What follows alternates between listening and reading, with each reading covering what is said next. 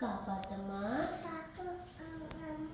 பிள்ளையாரப்பா ஓ முருகா முருகா சோ முருகா அங்காளம்மா அங்காளம்மா காப்பாத்தம்மா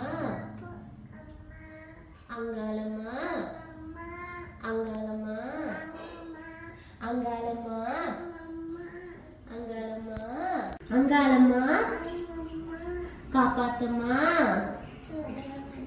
அங்காளம்மா முருகா அங்காளம்மா அங்காளம்மா. இந்த பாத்திரத்தை வச்சு சாமியவே மறைச்சிருக்கீங்க, எப்படி சாமி தெரியும்?